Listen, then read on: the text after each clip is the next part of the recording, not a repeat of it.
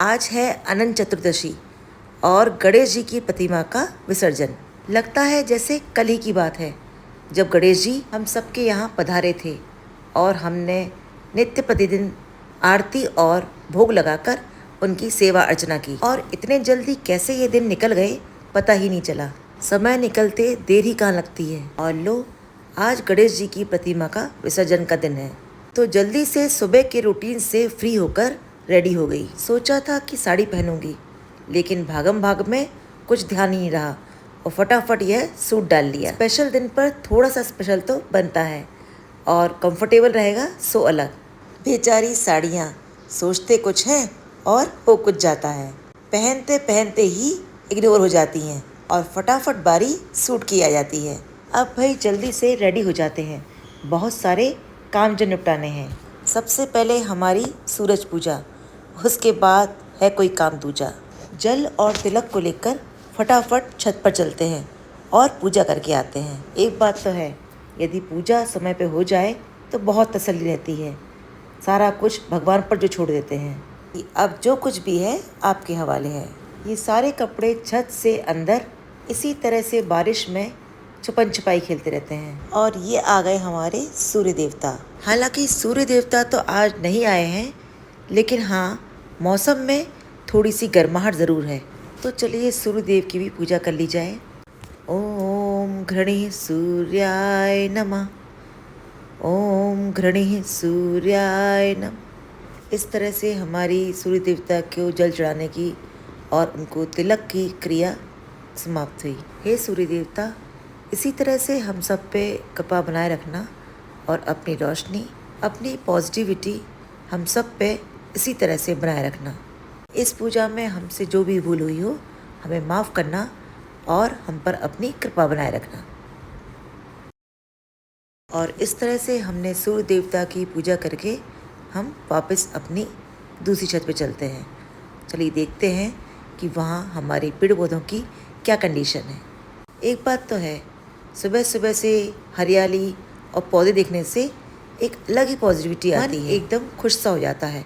और मौसम देखिए कितना सुहावना हो गया है। पीछे की छत पर थोड़ी सी गर्माहट, हल्की सी रोशनी थी और यहाँ हल्का सा अंधेरा छाया हुआ है।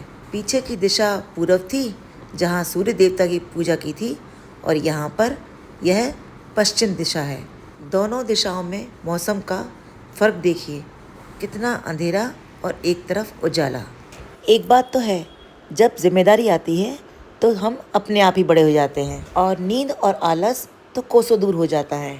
जब अपनी अनमैरिड लाइफ याद करो तो पता पड़ता है कि कितना डिफरेंस आ जाता है। तब तो पता भी नहीं चलता था कि यह सब काम करता कौन है और कैसे ये सब हो जाता है। बस मम्मी पापा की छोटी मोटी हेल्प करने के अलावा बड़ी जिम्मेदारी कभी हो ही नहीं। ज़्यादा से ज़्यादा पूजा पाठ या किचन में हेल्प करना, या फिर कुछ डस्टिंग या साफ सफाई करना, या फिर कुछ सजावट का देखना, बस यही तो हमारे काम थे।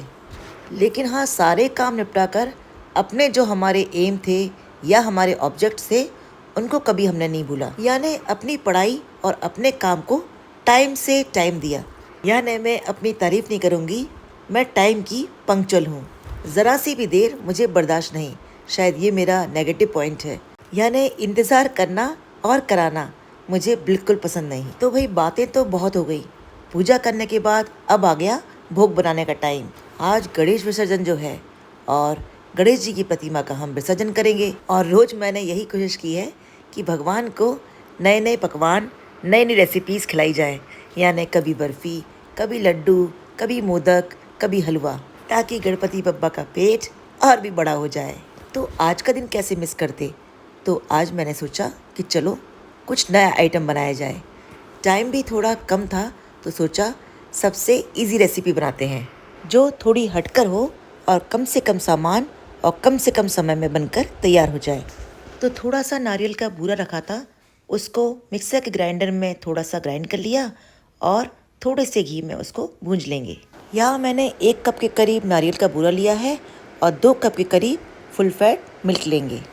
और नारियल के बूरे को फुल क्रीम दूध के साथ अच्छी तरह से बॉईल कर लेंगे जब तक कि यह अच्छी तरह से ड्राई ना हो जाए। और यह कुछ बचा हुआ दूध है, इसको हम साइड में रख देंगे। अभी इसके बॉईल होने में थोड़ा सा टाइम है, तो तब तक हम दूसरा काम भी कर सकते हैं। यहाँ हाफ कप के करीब हम मिल्क पाउडर लेंगे और इसको भी हम इसमें ऐड करके अच्छी तरह से मिक्स कर लेंगे, ताकि हमारी रेसिपी का टेस्ट बहुत ही ज़्यादा क्रीमी और टेस्टी आए। मुझे तो मालूम है यह रेसिपी बहुत ही ज़्यादा सिंपल लगती है। जब भी आपको कुछ मीठा बनाना हो तो आप इसको ज़रूर ट्राई कर सकते हैं, और इसके लिए तो ज़्यादा कुछ चाहिए भी नहीं है, घर की रखी चीज़ों से ही यह बन जाती है। वैसे तो आपके पास यदि शक्कर और नारियल हो तो आप सिर्फ इन 2 चीज़ों से भी इसको बनाकर तैयार कर सकते हैं, लेकिन मैंने इसमें थोड़ा सा दूध और मिल्क पाउडर भी ऐड किया है ताकि टेस्ट और भी ज़्यादा इन्हेंस होकर आए। ये मैंने जो बूरा बचा था उसको मैंने प्लेट में निकाल लिया ताकि फाइनल गार्निशिंग में काम आए। अब रेसिपी में मिठास लाने के लिए हम इसमें थोड़ी सी शुगर ऐड करेंगे। यह मेजरमेंट कप 1/4 का है, तो मैंने 1/4 कप के करीब शुगर इसमें ऐड की है, लेकिन फिर भी थोड़ी सी बचा ली है क्योंकि यह रेसिपी थोड़ा कम मीठी ही अच्छी लगती है। अब इसे अच्छी तरह से मिक्स कर लेंगे और शुगर को अच्छी तरह से मेल्ट होने देंगे। इसे हम बीच बीच में चलाते रहेंगे, इसका हम कलर चेंज नहीं होने देंगे। अब देखिए हमारे मिक्सचर की कंसिस्टेंसी थोड़ी सी थिक हो गई है। अभी हम 1 से 2 मिनट और भूनेंगे जब तक कि इसका घी रिलीज़ ना हो जाए, यानी इसके अपर सरफेस पर थोड़ी सी शाइनिंग आ जाए। अब देखिए ये हमारा मिक्सचर पैन को पूरी तरह से छोड़ने लगा है और इसने घी भी रिलीज़ कर दिया है। अब देखिए हम इसको हल्का सा चलाते रहेंगे और इसे गैस की फ्लेम बंद करके थोड़ा सा रेस्ट करने के लिए छोड़ देंगे, और इसे हमेशा की तरह कवर करके रेस्ट पर रखेंगे। ये कवर करने की आदत भी मेरी बड़ी बुरी है, कुछ भी चीज़ हो उसे कवर करके रख देती हूँ। मुझे लगता है कहीं बाहर से कुछ गिर ना जाए। थोड़े थोड़े करने के चक्कर में सारा काम कर दिया और चाय भी यहाँ ठंडी हो जाती, तो चलो पहले चाय ही पी लेते हैं। इसके बाद अपनी रेसिपी को फाइनल टच और फिर भगवान को भोग लगाएंगे। जब तक काम पूरा नहीं होता तब तक ज़्यादा बैठना भी अच्छा नहीं लगता है जैसे ही काम फिनिश होगा तब तसल्ली से बैठकर अपना काम करेंगे। बाहर कुछ क्यारी में गुलाब लगे हैं, उनको भी तोड़ लेती हूँ, उससे अपनी रेसिपी को फाइनल टच देकर सुंदर सा सजा दूंगी। सजावट यानी प्रेजेंटेशन का भी एक मेन रोल होता है आपकी रेसिपी में, यानी बिना प्रेजेंटेशन के तो हर चीज़ अधूरी है। तो यहाँ रोज़ पेटल्स को अच्छी तरह से वॉश करके मैंने प्लेटर में सजा दिए। यहाँ हमारा मिक्सचर भी थोड़ा सा ठंडा हो गया है और देखिए थोड़ा सा थिक हो गया है। अब तो आप जान ही गए होंगे कि मैं क्या बनाने वाली हूँ। जी हाँ, मैं कोकोनट लड्डू बनाने वाली हूँ, जिसे हम हाथों से रोल करते हुए नारियल के इस बूरे में अच्छी तरह से कोट करते हुए प्लेटर में सजा देंगे।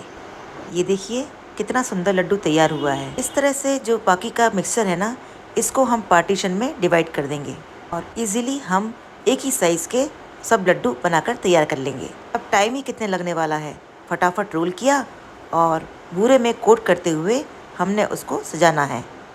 तो देखा आपने कितने कम टाइम में यह रेसिपी बनकर तैयार हो गई, और फटाफट यह कम से कम भोग के लिए तो लड्डू तैयार हो ही गए। इसके लिए मार्केट जाओ और फिर लेकर आओ, वो आना जाना ही सबसे ज़्यादा कष्टदायक लगता है। और यहाँ हमें सेटिस्फेक्शन तो है कि हाँ, हमने कुछ किया।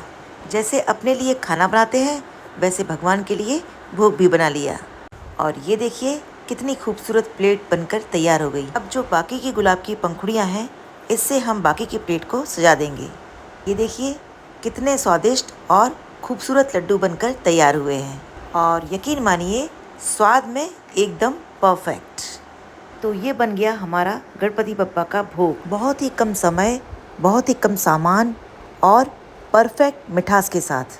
तो चलिए यहाँ पर पूजा की तैयारी भी पूरी तरह से हो गई है और अब हमने भोग भी तैयार कर दिया है। अब समय हो गया है और आरती के बाद भोग लगाकर अपनी पूजा को विराम देते हैं। यहाँ गणेश विसर्जन की भी सारी तैयारी हमने कर ली है। स्वच्छ जल में खुशबूदार गुलाब की पंखुड़ियों को डालकर गणेश प्रतिमा का विसर्जन करेंगे। माता चकी पार्वती पिता महादेवा, गणपति बप्पा मोरिया, गणपति बप्पा मोरिया, अगले बरस तू जल्दी आ, गणपति बप्पा मोरिया।